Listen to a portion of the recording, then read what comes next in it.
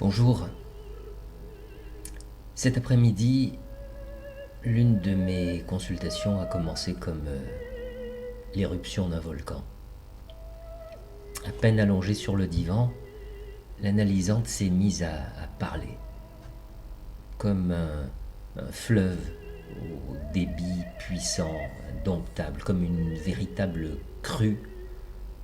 La parole a jailli, une parole dense, rapide, essoufflée. Et à ce moment-là, je n'ai pas pu m'empêcher de penser à Amy von N, cette milliardaire suisse, dont on peut dire qu'elle a véritablement signé l'acte de naissance de la psychanalyse, à l'époque où Freud pratiquait encore l'hypnose. Freud venait de démarrer son protocole habituel, et voilà que d'un coup, Amy s'écrie ne dites rien, ne me touchez pas, laissez-moi parler. Et elle s'est mise à parler. Et c'est toujours comme ça pour chaque analysant. Je pense aussi à Nao. Anna que Breuer visitait très régulièrement.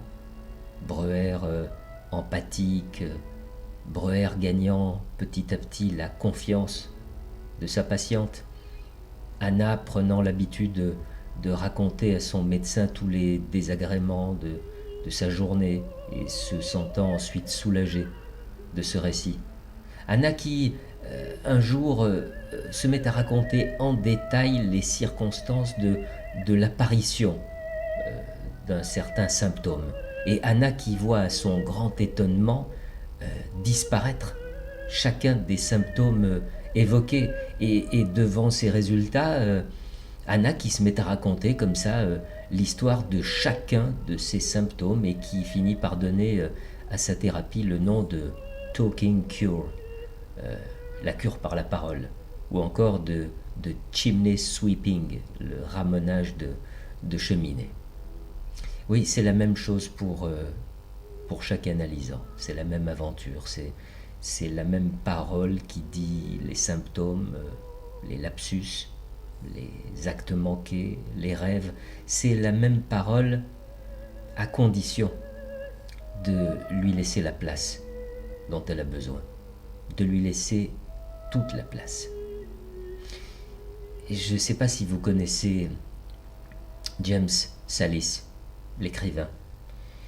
Il a écrit une trilogie, Salt River. Oui, c'est à l'envers, c'est pas grave.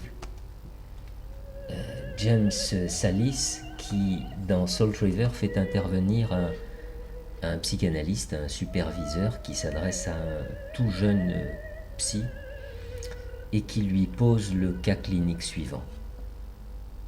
Un homme est tombé au pied d'un arbre, dans la jungle, ou peut-être au bord d'un échangeur, ou encore au pied d'un immeuble, en plein cœur d'une ville. Et il est en train de mourir, cet homme.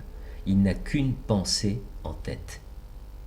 Je ne pourrai jamais avouer à Gladys combien je l'ai aimée. Je n'en aurai plus l'occasion. Qu'est-ce que tu lui dis ? Et là, le jeune psy ne répond pas. Peut-être qu'il ne sait pas répondre. Alors l'analyste lui dit exactement, c'est ça. Tu ne dis rien. Tu écoutes. C'est sûrement le conseil le plus important que je puisse te donner. Un petit truc tout simple, comme la plupart des grands secrets. Tu te contentes d'écouter. À bientôt.